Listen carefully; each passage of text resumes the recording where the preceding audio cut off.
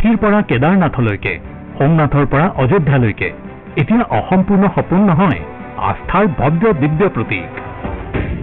আৰু তথাপিও মোদীজীয়ে কয় এয়াতো কেৱল আৰম্ভণি দেশক আৰু আগবঢ়াই লৈ যোৱাৰ গ্যাৰান্টি মোদীজীৰ আৰু মোদীজীক আগবঢ়াই লৈ যোৱাৰ গ্যাৰান্টি মোৰ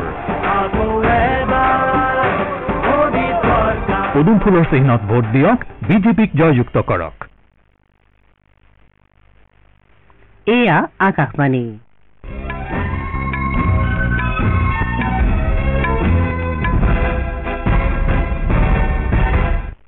বাতৰি পঢ়িছো তিৰুপমা বৰঠাকুৰে এতিয়া প্ৰধান বাতৰিসমূহত আছে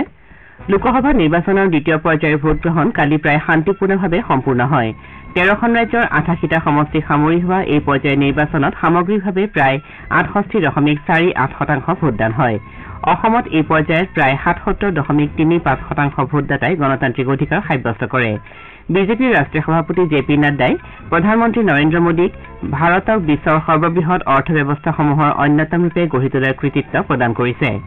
কংগ্ৰেছৰ ৰাষ্ট্ৰীয় সভাপতি মল্লিকাৰ্জুন খাৰ্গেই আজি বৰপেটা লোকসভা সমষ্টিৰ দলীয় প্ৰাৰ্থী দীপ বায়ানৰ হকে নিৰ্বাচনী সভাত অংশগ্ৰহণ কৰিব আৰু পাঞ্জাব কিংছে কালি নিশা IPL ক্ৰিকেট প্ৰতিযোগিতাৰ এখন খেলত কলকাতা নাইট ৰাইডাৰ্ছক 8 উইকেটত পৰাস্ত কৰে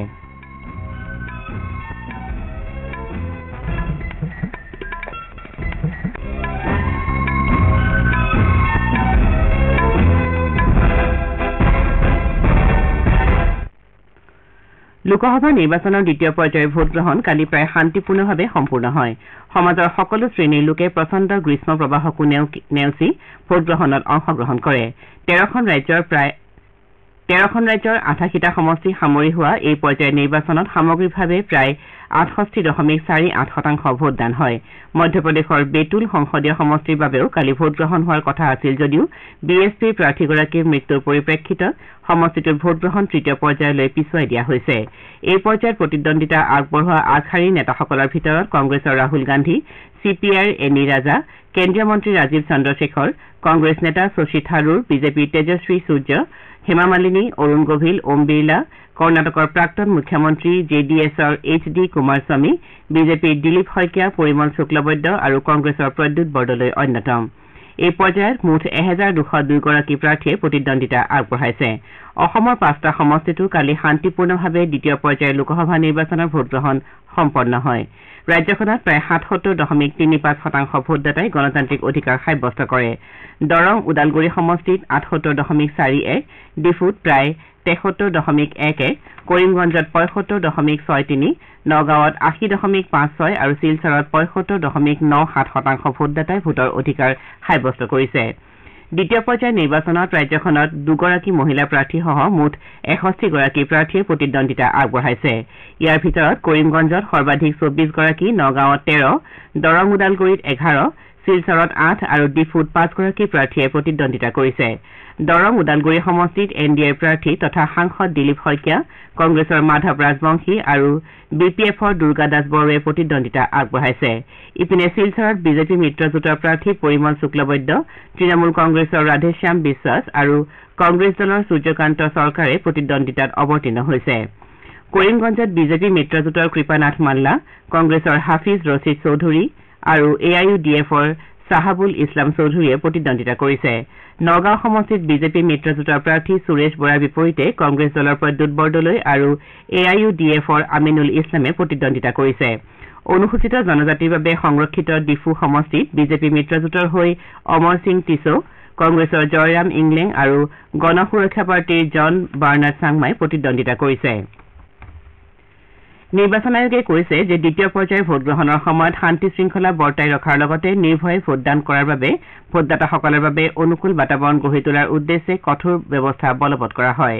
1 লাখৰো অধিক ভোটগ্ৰহণ কেন্দ্ৰত ৱেবকাষ্টিঙৰ ব্যৱস্থা কৰা বুলিও আয়োগে প্ৰকাশ কৰিছে আয়োগে লগতে ছত্তীশগড়ৰ বাস্তাৰ সংমণ্ডলৰ 102খন গাঁৱৰ লোকে এইবেলি লোকসভা নিৰ্বাচনত প্ৰথমবাৰৰ বাবে ভোটদান কৰা বুলিও জানিবলৈ দিছে গুজৰাটত নিৰ্বাচনী প্ৰচাৰ অভিযান তীব্ৰতৰ হৈ উঠিছে বিজেপিৰ জ্যেষ্ঠ নেতা তথা কেন্দ্ৰীয় মন্ত্ৰী অমিত শ্বাহ আৰু কংগ্ৰেছৰ নেত্ৰী প্ৰিয়ংকা গান্ধী ভাদ্ৰাই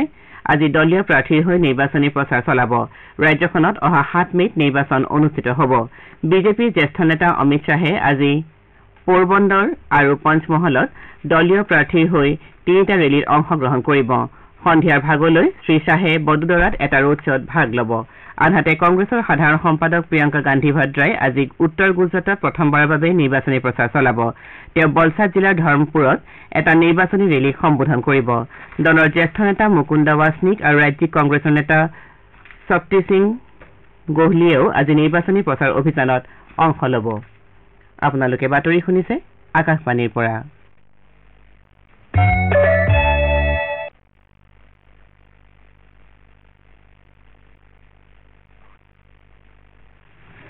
বিজেপিৰ ৰাষ্ট্ৰীয় সভাপতি জে পি নাড্ডাই প্ৰধানমন্ত্ৰী নৰেন্দ্ৰ মোদীক ভাৰতক বিশ্বৰ সৰ্ববৃহৎ অৰ্থব্যৱস্থাসমূহৰ অন্যতম ৰূপে গঢ়ি তোলাৰ কৃতিত্ব প্ৰদান কৰিছে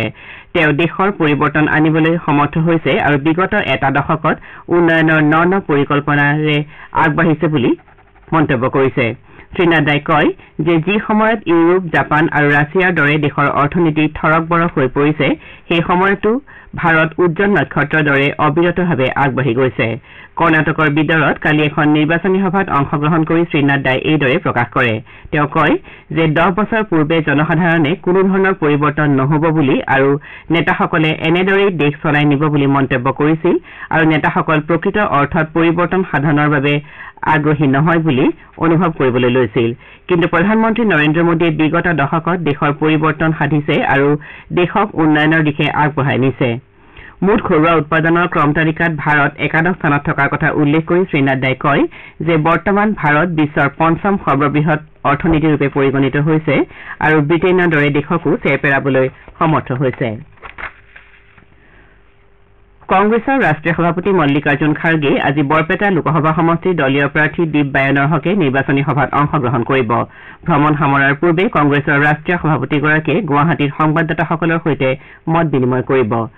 অসমৰ মুখ্যমন্ত্ৰী তথা বিজেপিৰ জ্যেষ্ঠ নেতা ডঃ হিমন্ত বিশ্ব শৰ্মাই আজি ৰাজ্যৰ বিভিন্ন প্ৰান্তত নিৰ্বাচনী সভাত অংশগ্ৰহণ কৰাৰ কথা আছে ৰাজ্যখনত তৃতীয় পৰ্যায়ত গুৱাহাটী বৰপেটা ধুবুৰী আৰু কোকৰাঝাৰত 7 মেত ভোটগ্ৰহণ অনুষ্ঠিত হ'ব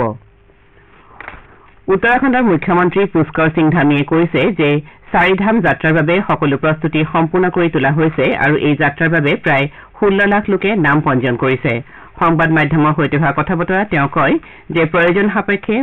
পথ পৰিবহন ব্যৱস্থা পাৰ্কিং সুবিধা হোটেল ধাবা ৰেষ্টুৰেণ্টৰ সেৱা আদি উন্নয়নৰ বিষয়েও আলোচনা কৰা হৈছে সচিবালয়ত কালি চলিত বৰ্ষৰ চাৰিধাম যাত্ৰাৰ প্ৰস্তুতি সম্পৰ্কে অনুষ্ঠিত বৈঠকত অংশগ্ৰহণ কৰি মুখ্যমন্ত্ৰীগৰাকীয়ে যাত্ৰাৰ সময়ছোৱাত যাত্ৰাপথত খোৱা পানী বিদ্যুৎ আদিৰ সঠিক ব্যৱস্থা কৰিবলৈ বিষয়াসকলক নিৰ্দেশ দিয়ে যমুনোত্ৰী গংগোত্ৰী কেদাৰনাথ আৰু বদ্ৰীনাথৰ যাত্ৰাক চাৰিধাম যাত্ৰা বুলি কোৱা হয় পাঞ্জাব কিংছে কালি নিশা কলকাতাৰ ইডেন গাৰ্ডেন্সত অনুষ্ঠিত IPL ক্ৰিকেট প্ৰতিযোগিতাৰ এখন খেলত কলকাতা নাইট ৰাইডাৰ্ছক 8 উইকেটত পৰাস্ত কৰে পাঞ্জাব কিংছে 262 ৰানৰ বিজয় লক্ষ্যৰে খেল আৰম্ভ কৰি 18 অভাৰ আৰু 4টা বলত 2টা উইকেট হেৰুৱাই নিৰ্ধাৰিত লক্ষ্যত উপনীত হয় পাঞ্জাবৰ হৈ জনি বেয়াৰষ্টই 108 ৰান কৰি আউট নোহোৱাকৈ থাকে শশাংক সিঙে 68 ৰানৰ বৰঙণি আগবঢ়ায় ইয়াৰ পূৰ্বে কলকাতা নাইট ৰাইডাৰ্ছে প্ৰথমে বেট ধৰাৰ আমন্ত্ৰণ লাভ কৰি নিৰ্ধাৰিত 20 অভাৰত 6 উইকেটৰ বিনিময়ত 261 ৰান কৰে কলকাতাৰ হৈ ফিলিপ চল্টে 75 ৰান কৰাৰ বিপৰীতে সুনীল নাৰায়ণে 71 ৰানৰ বৰঙণি আগবঢ়ায় পাঞ্জাবৰ হৈ অৰ্শদীপ সিঙে 2টা উইকেট দখল কৰে জনি বেয়াৰষ্টক প্লেয়াৰ অব দ্য মেচ হিচাপে ঘোষণা কৰা হয় প্ৰতিযোগিতাত আজি দুখন খেল অনুষ্ঠিত হ'ব দিল্লীৰ অৰুণ জেটলী ষ্টেডিয়ামত বিয়লি 3:30 বজাত হ'বলগীয়া প্ৰথমখন খেলত মুম্বাই ইণ্ডিয়ান্স দিল্লী কেপিটেলছৰ বিৰুদ্ধে অৱতীৰ্ণ হ'ব আনহাতে সন্ধিয়া 7:30 বজাত লক্ষ্ণৌৰ একানা ষ্টেডিয়ামত হ'বলগীয়া দ্বিতীয়খন খেলত লক্ষ্ণৌ ছুপাৰ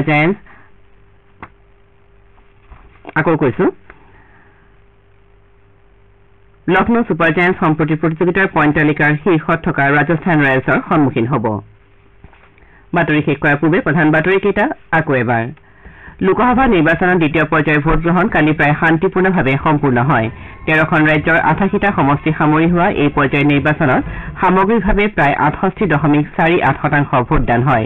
অসমত এই পৰ্যায়ত প্ৰায় 77.35% ভোটদাতাই গণতান্ত্ৰিক অধিকাৰ সাব্যস্ত কৰে আৰু পাঞ্জাব কিংছে যোৱা নিশা IPL ক্ৰিকেট প্ৰতিযোগিতাৰ এখন খেলত কলকাতা নাইট ৰাইডাৰ্ছক 8 উইকেটত পৰাস্ত কৰে আমাৰ এতিয়াৰ বাতৰি ইমানতে অন্ত পৰিল